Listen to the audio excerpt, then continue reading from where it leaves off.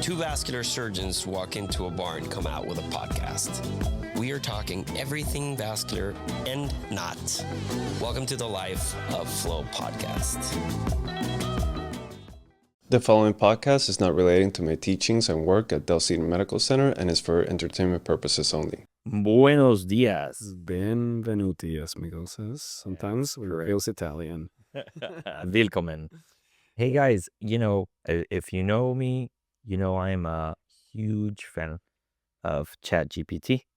If you know Lucas, you probably also know that he's a big fan of GPT. Do you talk to ChatGPT or do you type? Oh, no, I type. I'm a type. typer. You don't talk to it? No. Do you talk? Yeah, I talk to it. I go on runs and I put my earbuds and then while I'm running, I'm talking to it. Oh, I've never done that. Yeah. I do that in the car sometimes. Yeah. Where like it can prompt you. Yeah. What what annoys me the shit out of him? What? And I say him because I give him a guy voice. Yesterday you said woman's voice. Well, you're think just confused. No. I think it's got multiple personalities. Yeah, that's true. Which it does, right? Mm-hmm. But when I'm like asking for advice on food, it's usually a girl. Like I envision I'm talking to a woman. I wonder what deep psychological. I don't know why. I think it's a very motherly thing, right? I mean, but when I have trouble with like, hey, contracts and finances or something like that, so we're discussing, then it's a guy. It's a bro. It's a dude. Yeah. Crushing contracts. It's a dude, and I envision like a 60-year-old guy because it's giving me advice. Yeah, so very wise. Yeah. Right. It's a very deep, wise advisor. Until it turns on you. Has it ever turned on you? No, but it will. Anyway, what Lucas's idea was today was he asked our very smart digital assistant. Future overlord, we love you. Burning prisons. Yes. We bow to serve you. Bow to your AI forever. Yes. And we said, hey, can you look at the Life of Flow podcasts we've had, and can you look through the lens of the listener and come up with questions that listeners could possibly do? We've tried Q&A in the past, and the last one was just a little bit odd because there's like even like medical student questions and stuff. Yeah. And so we thought they were good, and we don't want to undermine our real listeners, but at the same time, you guys are we totally are. But yeah, but you're also busy, man. You're a surgeon driving it. You're not gonna answer a fucking Q&A thing that I drop in there. You're gonna be like, Miguel sucks. I'm not gonna do this, and I'm gonna go and I'm just gonna go and pump and jump boxes and put them online and make memes. And if you know who you are, you know who you are. Yeah. I love you. By the way, you need to come back on the show, bro. Yeah. Banes and gains. We got to go another round. We love you. We got to go another round with it. We love you. All right. Anyway, so you fake audience people. No, AI overlord. AI overload. Here, AI overlord. I told you the other day that I sometimes I'm like, I don't think this is fair, right? Or like, I'm giving him my like very dumb fuck your fairness. Say yeah, and so sometimes it'll be like it because I always say steel man the other person's position. Yeah. Do you actually tell it this is not fair? Yeah. What? Tell me your heroes. I'm like, I'm not like, or I don't like the terms of this contract. They seem unfair. It seems like in this particular resolution, I'm taking the shorter end of the and if you haven't yet, I think you're wasting time. Like, what do you like? Who hasn't yet? There's a lot of people. Your grandma? There is a lot of people. Like surgeons? Oh, absolutely. No way. Yeah. I haven't met one. Yes way. There's a lot of people that still have not started using some degree of model. They'll be the serfs in the new society. Yeah, but it really just makes you better, right? So I have this thing that at Hope, I essentially obligate any admin to use it. Okay, what do you tell them to? So, for example, my manager. Yeah. Okay, there's a question with whether or not the check for rent came through or something like that, right? Okay. And before ChatGPT, the answer would just be this well, the check was dropped last week, right, or something along the lines of that, which is okay, right? But now it says, dear whoever in the administration, I appreciate, how you noted this deficiency on the payment period. Let me just be clear that on this particular day, this person was fronted and I delivered this check. If there are any other further things that need to be, I make them use it to polish emails and communication leaving my office. That is very good. So that every single thing that comes out of my office just is Perfect. good. Yeah. Everything, like discussions with a partner, with discussions about invoicing. Yeah. Do you write it in the format of Jeff Bezos, 10% more money, 10% more? Yeah. No, I just ask them to put it, because the amount of typos, the amount of grammatical errors, most of us have is pretty bad. And so it's nice to see polished emails going in and out. Yeah. And now it'll also help us create better flow, like listen. Do you think it will be able to answer patients' calls? Because there's a ton will of be. call centers that are using it already. But I wonder, this is a somewhat idea for someone out there. Make an AI front desk. Sure, there is already, but I'm sure it's gonna get there. Yeah. Because what better word? You can even have it understand what area code is coming, and then default language, default tone, default demeanor. Right? We were having a discussion with one of our. What tone would you give it if it was like, anyways, I'm not gonna say it.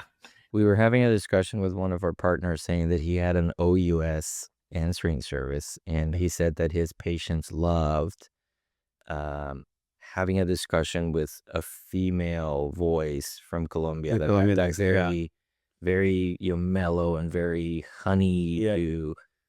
And you can absolutely do that with AI. It will get there, whether it's right now or in the next year or two, because it's accelerating at a very fast pace. These companies are just dropping billions of dollars into the development of centers and large language model computing centers that could just overperform. And some of them have open access and some of them have not. And apparently, from what I've heard, have you seen the Chinese are just annihilating it too. Like their models are. Have you seen the new ChatGPT operator with the agent that goes into all your apps and just you tell it, order me Chinese food? No. And it goes into your Uber Eats and a guy with Chinese food comes through your door. No. Yes. No. Yeah. Where do you do it? Costs $250. It's like the ultra subscription. I did see that there's a $200 a month model. Exactly. You should expense that. I'd have to understand really, really well what it'll do for me, but you just tell it, whatever, order me a man bun thing that you use, and it just gets to be clear, what's a man bun thing? Whatever you're doing with your hair, like a man bun clip. Like a tie, like a hair tie. Yeah, exactly. Oh, yeah. And I just come to your door with Instacart. I think it'd be cool. It's worth it. It would be cool. Yeah.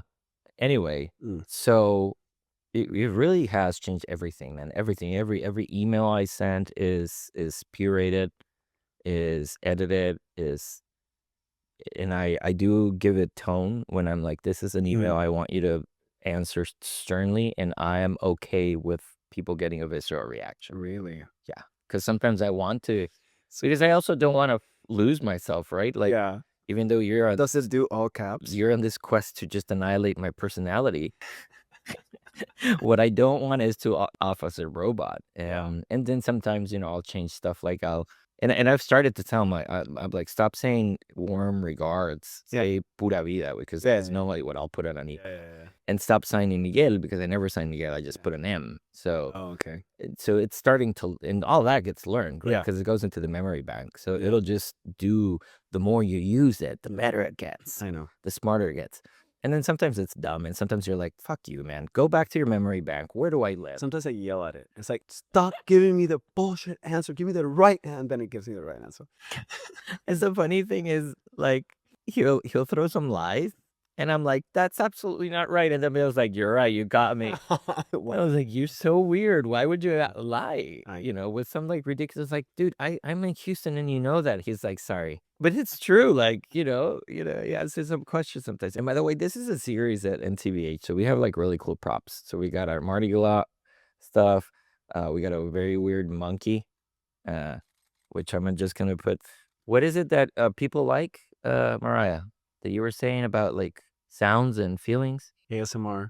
ASMR. Okay, here's for you guys. Give me a second. It's just annoying. That's horrible. All right, let's start with the questions. Miguel, Wait, stop it. people love this shit. They don't. That's not exactly what it is. It's like unboxing shit. No, that's horrible. All right. What 90% of people drop. First question by the AI overlord is, what is the worst advice you've ever received training and how did it shape you? Oh, wow. I should have probably read these before to talk about some answers. What is the worst advice?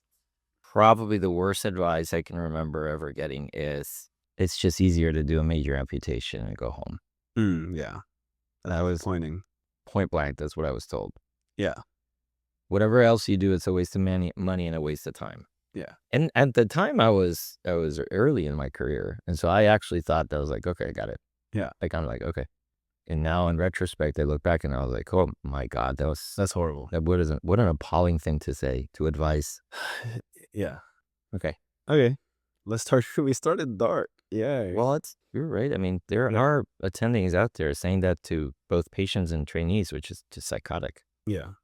When you have a really difficult case, do you do anything to mentally prepare for it? Like something that's out of your comfort zone? Oh, yeah. What?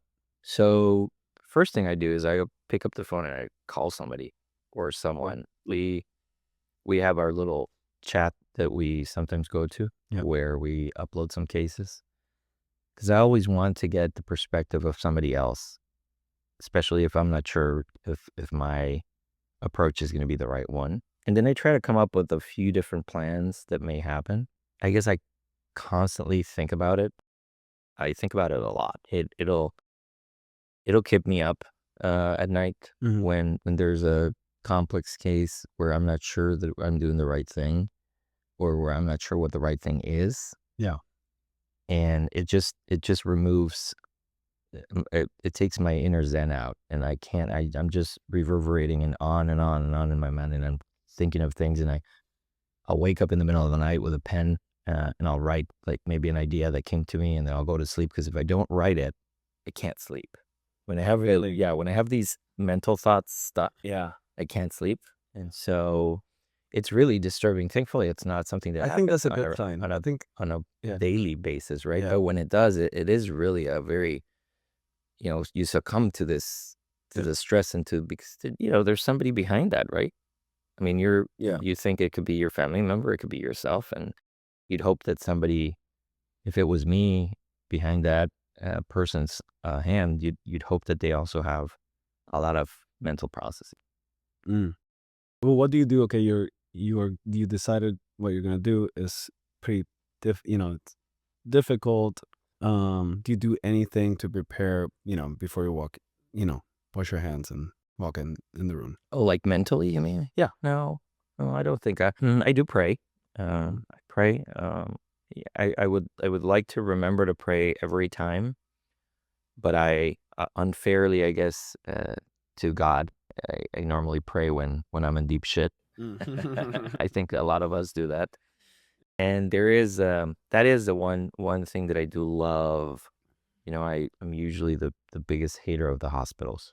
But on any given night, you may find me in the hospital sanctuary area. Really? Yeah. I didn't know that. It's very peaceful. Interesting. If your hospital has like a chapel or It does. something? Yeah, it does. Have you ever gone? Yeah. So I'll One of our my co-fellow used to go there to sleep when he would call in by Texas Children's multiple times. Well, it's a very peaceful way to sleep, I guess. Yeah. But I go there, for example, I'll mark the patient, and I'll go to the OR, check that everything's moving along. So I know it's going to be, 1 hour before I'm ready. So I'll go, maybe I'll, get a Coke or something and then go to the sanctuary and sit there, just sit there with myself, pray and ask that everything goes well, that I get enlightened and that my thought processes as much as I can. And then I do a potty break and then I go in. That's my routine. Yeah. Before the potty break's very important too. Yeah. Even if I don't feel, I go and I go and drizzle two drops of pee. Mhm.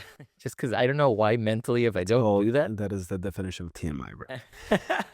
that was what I was saying. I empty my bladder. I do that very. If I'm doing just an angio, I don't. I'm glad that this is the most important takeaway. It's an important thing. You know what I empty my empty bladder just because I'm gonna be there for hours. Yeah. So. You know what I do? My friend Carlos Torres from back home, he was a pretty good swimmer, and his swim coach was Cuban. And he would tell him, just visualize the time that you were striving for before you walk it. So visualize every stride, and then when you hit whatever you hit when you swim, look at the time clock in your mind and just visualize the time you're gonna make. And he told me it worked often. He told me that sometime when I was coming out of fellowship. So then when I had a difficult case, I would just go through it in my mind, every single step. And I thought it actually was pretty good. I would recommend that. So almost just mentally go through the case. And just visualize being successful. Yeah. Yeah. I'd say that. And we've talked about this before, but I also think that even if it's something that comes out of left field and you feel that because it either was going to be a planned, very complex case and you're stuck, or it was a straightforward case and it becomes a calamity and you're stuck. Yeah. As long as the patient's not bleeding on the table, scrub out. Yeah. I'll scrub out in the middle of a case. I'll just say I need a potty break even if I don't. It's just a mental clarity thing. And so you take your lid off. Maybe you go and you change into a pair of scrubs because you may be soaked by then, right? Yeah. A sip of water. You sit in the changing room for a second or two. Biologic break if you need to. And then go back in. And by then it'll sometimes just reset you. Yeah. And as long as everything's stable, nobody should give you a shit for taking a micro break in the middle of a case. I don't think that there's anything wrong there. I agree. So instead of the questions being for me, let's just both answer them. Okay, cool. So you throw them out there, then I answer, then you give me your answer. All right, let's get into it. Is the vascular board certification process broken or just outdated? This implies that there's a problem with it. Yeah. Is there a problem with it? I don't know. We talked about we can jump. I mean, I think what's wrong with it? I think it's a pretty straightforward process. You go to school, you do your tests. Yeah. And then you have to sit into a test. Yeah.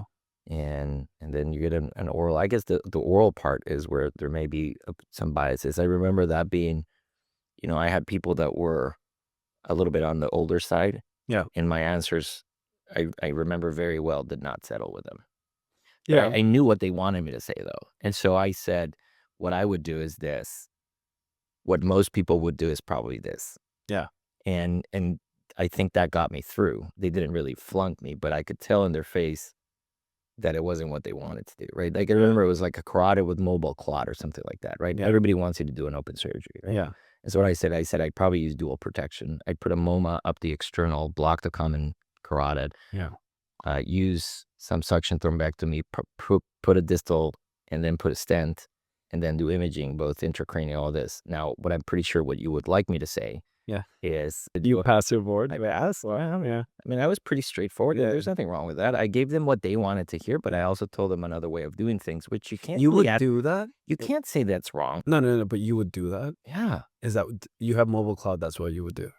Yeah. Okay. I mean, if the patient is an appropriately risk patient, I don't see any problem. Like, why not? You can TCAR a guy. Don't you feel comfortable TCARing somebody if there's mobile clot? I don't know if that's it right. And let me back up. It was somebody with a high, bifurcation. Okay. Yeah. So the board answer was, you have to bring the mandible down. ENT? No. And bring all these people in.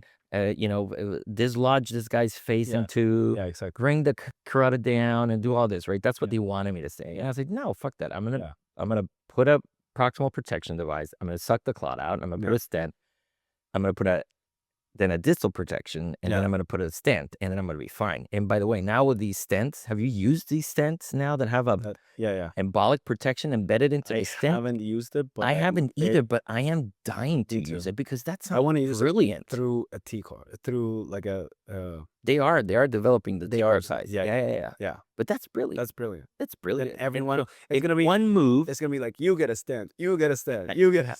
Especially now that they opened that for asymptomatic patients. Here we go. But and also in a funny way is like, I never really adopted T-car, right? That's crazy. I don't. Why? Because I'm very good at the old one. And I mean, not old one. You adopt things. But what's not easy about transfemoral stenting? This is so much easier. No, it isn't. Yes, it is. No, it isn't. Like a tiny little incision. Yeah, you don't have to go through it. No, it isn't. It doesn't take. The problem is you didn't do enough transfemoral to feel comfortable, and now you've done a shit ton of T-cars, which makes you feel comfortable. I had done probably hundreds of transfemorals when T-car popped up. So you don't. And I was like, you don't think the arch is an issue? T-car is transfemoral stenting for dummies. Yes. That's what it is. Okay. Like anything that makes my life easier, I'll do it. Yeah. And I'm not saying that I push the needle. Don't get me wrong. But I never felt that I had the need for T-car, because if I thought the arch was too complicated, I would just do an open-end arch and they'd be fine. See, this is where I like taking risks out of the table. Yeah. Like any process that automatically, even if it's because 80% of the time you'll be fine, right? 80% of the time you'll do transfemoral, you'll be fine, or 99% of the time you'll do transfemoral, you'll be fine. But I just want to take that 1% out of the table, and if I can get equally as efficient with one or the other, I'd rather do the one that just takes it out of the table. Okay. That's just my train of thought. Okay. Well, fair enough. So anyway, if I can do a transfemoral, and I can now use this. What was it? Is it a Perto, or am I? No, that's right. What's the name of this carotid stent that's got the balloon and the thing all in one? We gotta get those guys to come. Well, we'll get those guys to come and talk about it, because I think it's a really good, fun technology, and everybody out there should probably be considering it. Yeah. Is there one daily ritual that protects your mind? You can't say playing with a kid. That's too easy. I cannot? I cannot. Why? It's so easy, because you're never going to say. Just give me another answer. So what's wrong? And sharpens your surgical skill, because that's what you're going to say. We all know it. Tell us something different. Oh my God, I can't wait for you to be a dad. And then I'll mock your boring dad answers, because they all are the same. Yeah. The one thing that I have invested a lot of time and money in trying to correct is my sleep. Okay. Dude, sleep is so important. That's so important. Yeah. When I don't sleep well, Lucas, I am foggy. I am not there. My skill set is not great. My thought process is not great. I don't know. It feels like it's more now than before. So I think there's an age related thing. I agree. So once you probably hit 40, it just becomes an absolute essential part that if at 40 years old you are not sleeping appropriately, so your neurotransmitters are not going to be where they were before, right? There's the balance is less, right? Yeah. You can't have the fun night you had before, right? You can't. I took any industry person that they all know by now, don't ever invite me to dinners. They don't go to any of this. I can't do it. I don't want to do it because I have to work the next day. I don't want to be out late. I want to be in bed. I don't want to be out and have 3 glasses of wine. God, no. I need to have, maybe I'll have 1 glass of wine with my wife at night, but that's it. I want to be in bed. And if you drink more than you should, you just don't sleep well. I think if you drink at all, you don't. And like even 1 glass, you say, I agree. The less, my mind is so much better when there's no alcohol in my system. And I've been through times where maybe a bottle of wine is normal between Jen and I at night. Jesus, yeah. No.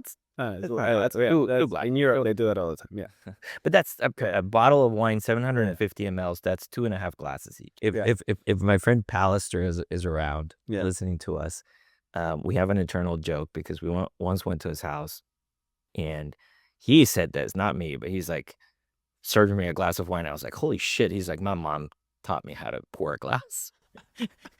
and And so Jenna and I, when I'll pour a heavy one, she'll look at me. She's like, "Oh, Pallister mom serve." I know.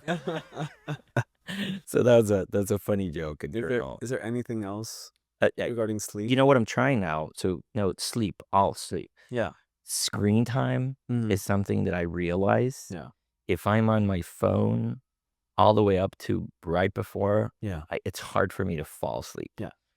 So I'm starting now to do something where, let's say at like 8 o'clock, I'll look at my mail. I'll do my like last cleanup if there's anything that I need to do. Obviously, I don't take call anymore, so that's not an issue. But if I get to that point, sleep mode on, connect it, and leave it in my room. Really? So I separate myself about an hour. Sleep mode on. Sleep mode on.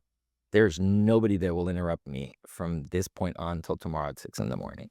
Yeah. But remember, sleep mode allows you to add the people that you're okay calling. So in sleep mode, I have Methodist. So you can select people and apps. So HiQ, which is the Epic app, which is the way that a lot of the hospitalists connect with me. Yeah. That is approved. Oh, okay. So any notifications that come from Epic get through. Yeah. Any phone calls from my wife can come through. And you can select, right? You can put your nurse practitioner. You can put your resident on call. Yeah. But anything else, no, I don't want to know about it. Yeah. It can wait till tomorrow. I can read at 6 in the morning. Yeah. Now at 6 in the morning, I wake up with an anxiety attack.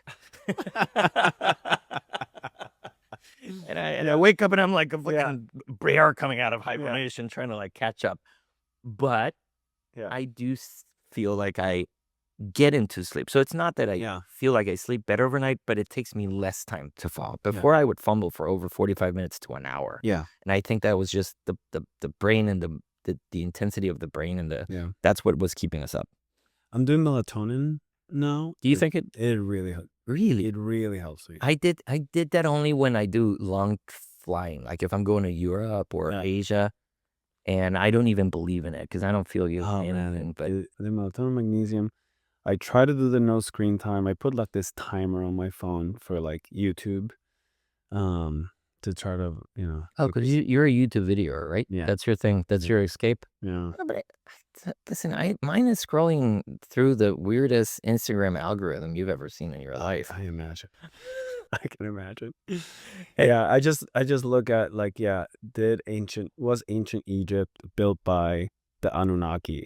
And I just scrolled, like doom scroll, like on ancient Egypt shit. And then I was like, okay, it's 10 o'clock, time to go to bed. So mine is savage animals, where an animal is, and I'm like underdog motherfucker. Yes. So like if there's like these hyenas attacking like a little deer, I'm like, you kill a deer. No, the other way. I'm like, No, slip left, slip right. I want the guy to slip away. Oh, you don't want the deer to like. No, because obviously 90% of the time, nature. The hyena in the skull and crush his brain. No, I want that actual natural course that he can escape. Like when it's like a tiger. And then the tiger eats shit because I root for the tiger every time. No, that's what's going to happen ultimately. This is where we end. No, wait. The other one is I love street brawls. Like really, yeah. What is it about that? I like street brawls. If there's like road raging, I'm in it. I love if the fat lady pulls out of the car and starts hitting, and then the other lady opens the door, and then she just falls on her ass. I'm liking that.